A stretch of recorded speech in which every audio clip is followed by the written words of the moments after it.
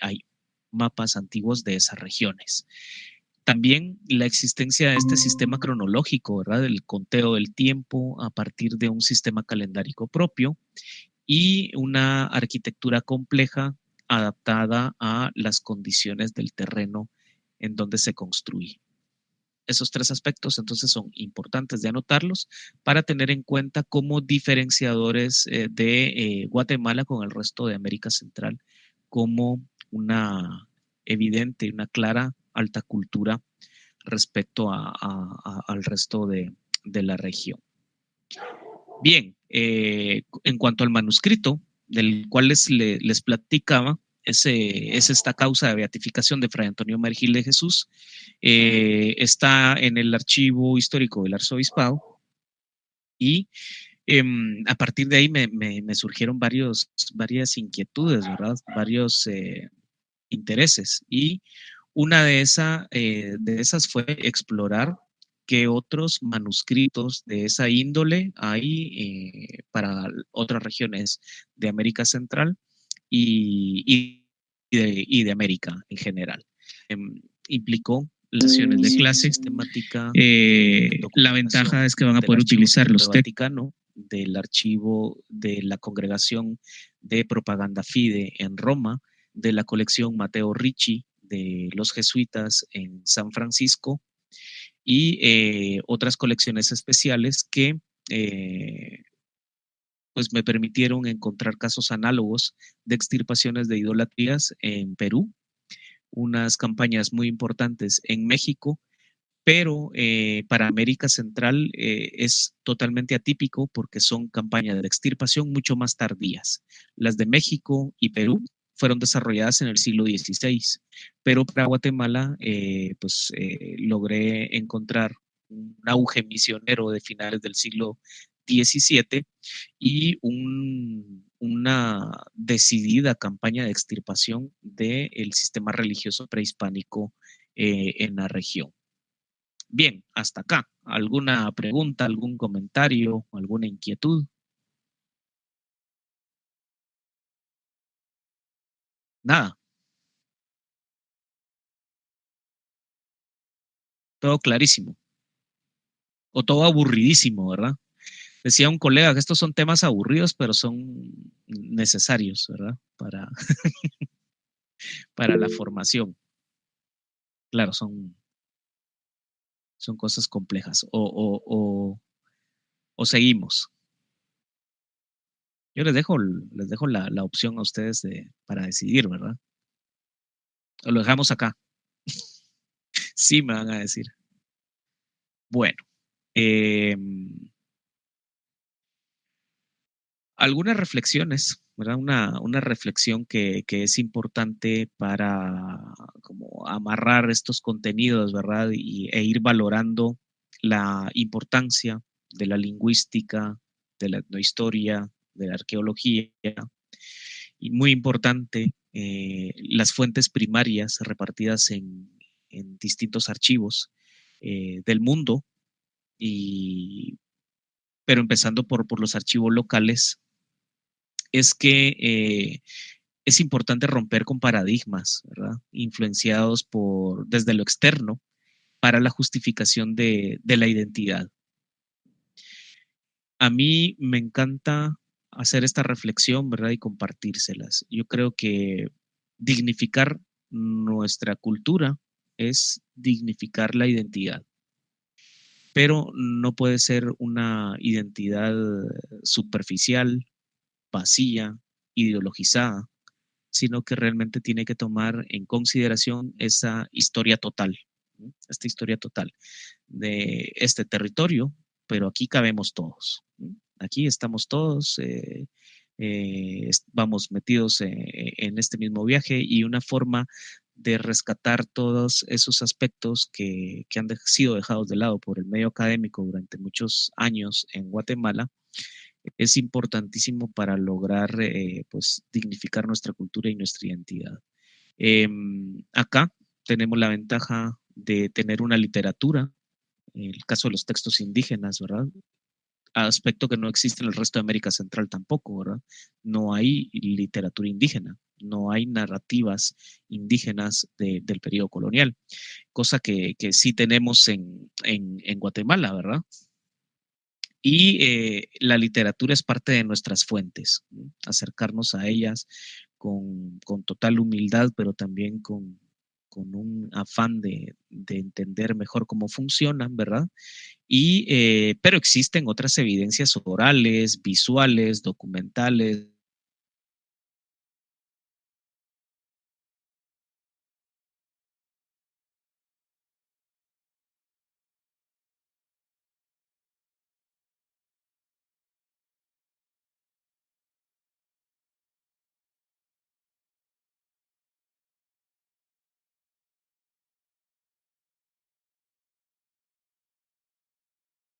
hablando de un solo idioma o de una sola cultura, sino que estamos hablando también de eso que hemos llamado la fragmentación política del espacio mesoamericano, lo que refleja es una amplia diversidad y una diversidad que se plasma hasta la actualidad, ¿verdad? Se manifiesta hasta la actualidad.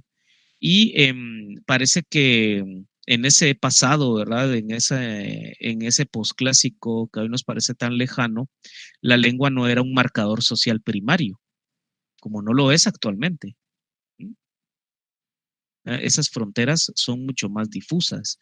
Habría que hacer un ejercicio pues bastante serio para entender el espacio geográfico, el espacio étnico regional, cómo hemos entendido esa ordenación, cómo se ha clasificado lingüísticamente el espacio guatemalteco y mesoamericano y cómo esto sigue siendo fundamental hasta hoy, ¿verdad? Tanto así que en su DPI, ¿verdad? En su documento de identificación, pues todavía hace referencia a esos marcadores sociales, ¿verdad?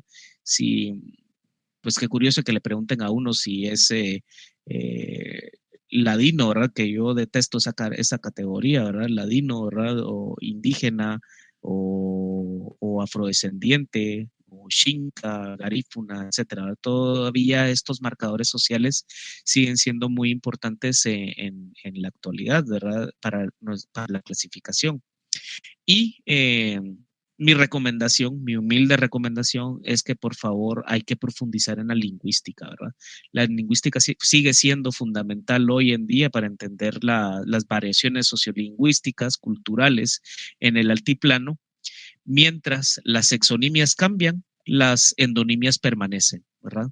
Cómo se denomina al otro es todavía, son categorías variables, pero cómo nos entendemos a nosotros mismos, esas son categorías pues más estables en el tiempo, ¿verdad? Y conviene pues fundamentarlas eh, académicamente, ¿verdad?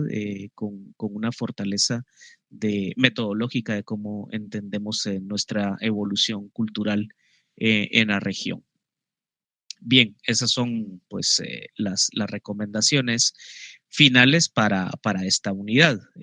Preguntas seguramente surgen muchísimas, ¿verdad? En cuanto a este proceso de lectura inicial que hemos desarrollado, ¿verdad? Es conveniente ir haciendo las anotaciones y buscar pues estas posibles respuestas en fuentes diversas, ¿verdad? En cuanto más fuentes primarias y secundarias dominemos, pues es más fácil esbozar posibles respuestas a estas interrogantes. Temas complejos, temas sensibles, ¿verdad? Temas que a veces eh, somos un poco recelosos o temerosos de tratar, pero creo que el problema étnico nacional en Guatemala todavía no está resuelto. Y esta es la materia en la que los historiadores pues podemos aportar desde nuestras perspectivas, desde nuestras miradas y nuestras experiencias. Ahora los quiero escuchar a ustedes. No tiene que ser pregunta, puede ser un comentario, puede ser alguna apreciación o de su misma experiencia, ¿verdad? Que, que han vivido al respecto, ¿verdad? Cuéntenme.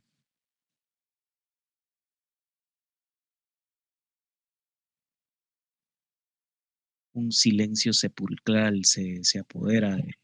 Licenciado, tengo una duda. A ver.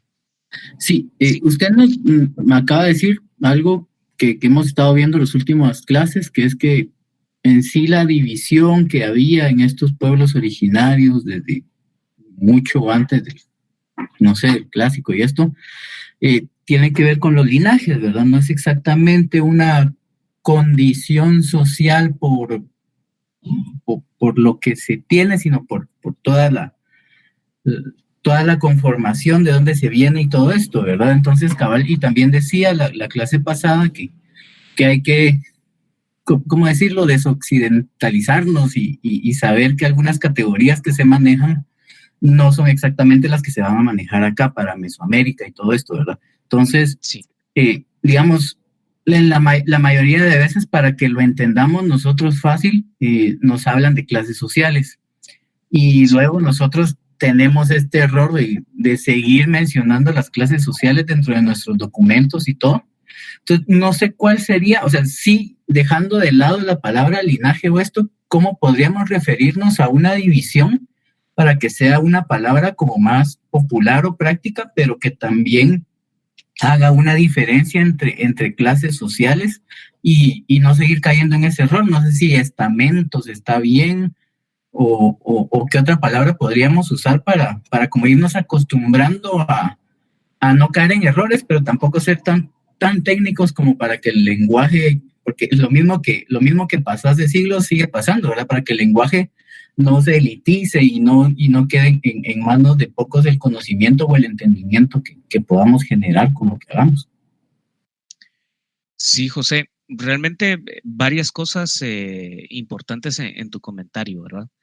Y yo imparto este mismo curso en el programa sabatino, en el profesorado, y realmente para nosotros como historiadores en esta clase, ¿verdad? Ustedes están formando más para el ámbito de la investigación que para la docencia, pero a esos chicos les toca explicar, imagínense, estos temas tan complejos a jovencitos, ¿verdad? Que a lo mejor están menos interesados que nosotros en estos temas, ¿verdad? Tan complejos. Y resulta que mucho tiene que ver, ¿no? Aquí tenemos que hacer un trabajo sesudo, concienzudo, de reflexión, de priorizar método y, y tener un dominio teórico amplio. Nosotros como investigadores, si tenemos un dominio teórico de diferentes corrientes de pensamiento, de diferentes escuelas, de diferentes abordajes, ¿verdad? Es decir, sobre el periodo prehispánico en Mesoamérica se ha escrito esto de este lado, esto por acá, en diferentes tiempos, en diferentes momentos, diferentes orientaciones metodológicas. Eso nos va a permitir tener pues más elementos para ir esbozando estas posibles respuestas. Eh, Primera recomendación, escapar del dogmatismo, ¿verdad? Porque el dogmatismo lo que nos va a dar es, la respuesta es, todo se explica por la lucha de clases, ¿verdad? Ese es el principal dogma que vamos a escuchar, al menos en tiempo que yo era estudiante, ¿verdad? En la escuela de historia hace pues, 20 años, ¿verdad? Eh, Eso era la explicación universal para todos los problemas de la existencia, ¿verdad? De la historia de la humanidad. Bueno, pero resulta que, pues a lo mejor el estructural funcionalismo entendía mejor estos procesos, ¿verdad? Y en ese sentido, me parece, no estoy defendiendo el estructural funcionalismo, ni el estructuralismo, ni el postestructuralismo, ni nada por el estilo, sino me parece que es pertinente hablar de estructura social, porque hablar de una estructura social nos está hablando de un entramado y nos está hablando que hay una clase social, ¿verdad? Que está soportando al resto, ¿verdad? Y que a partir de la sobreexplotación de la misma se levanta todo un entramado que refleja también esas altas culturas, ¿verdad? O sea, la alta cultura mesoamericana, las altas culturas del posclásico en Guatemala, pues el proceso de escritura, arquitectura compleja, diversidad lingüística, complejidad del culto religioso, lo que refleja es que hay una sobreexplotación de la mayoría de la población que está adscrita a la producción directa de la tierra.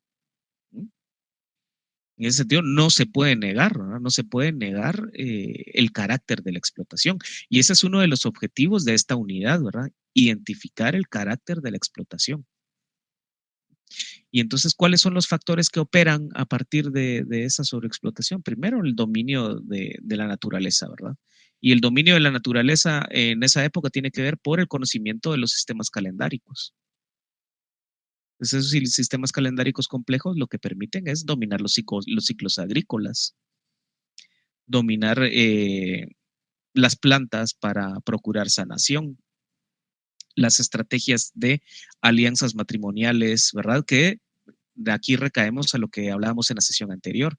O sea, esa exogamia patrilineal era patrimonio de la élite. Entonces, el poder establecer alianzas matrimoniales, alianzas militares con otras poblaciones distantes, lo que permitía era, pues, establecer de mejor manera esos mecanismos de dominación del productor directo, ¿verdad? Hacia el productor directo. Entonces, ¿qué categoría es propicia utilizar? Yo creo que depende del tema al que estemos hablando. Ahora, no existe una respuesta universal. Entonces, las teorías universales son muy útiles para dejar escuchar la voz de la naturaleza, ¿verdad? Decían los antiguos, ¿verdad? De saber escuchar la voz de la naturaleza. Pero nosotros que trabajamos con ciencias sociales, ¿verdad? Ciencias humanas, es mejor buscar las categorías que mejor se adecúen al problema que nos estamos enfrentando, ¿verdad? Decía, hasta ahorita vi un comentario que decía José Dávila, yo sigo procesando el título, ¿verdad? Es el título del manuscrito que les estaba presentando, ¿verdad? De la destrucción de la deidad fingida y mentirosa de Satanás maldito, ¿verdad? Es una cosa, pues, interesantísima.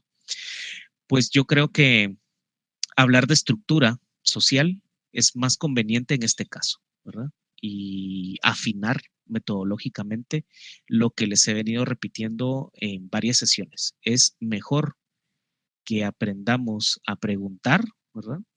Porque de esa manera las respuestas a partir del dominio de la teoría, del método y de una diversidad de fuentes, pues nos va a permitir que esas respuestas se vayan manifestando poco a poco. Es un ejercicio de años a lo mejor, ¿verdad? Pero que tenemos que subirnos, animarnos a emprender ese proceso. Bien. ¿Qué más? Por eso es que en cada unidad vamos a hacer 3 lecturas, por lo menos 2 o 3 lecturas, ¿verdad? Con diferentes perspectivas, ¿no? O sea, yo lo que quiero es un poco promover esa revolución de ideas del cerebro, ¿verdad? De no tener explicaciones únicas y dogmáticas sobre un mismo problema, ¿verdad? Sino que pues veamos cómo problematizan diferentes investigadores y cómo van desarrollando, cómo le van dando tratamiento a cada uno de estas temáticas. Bien, ¿alguien más?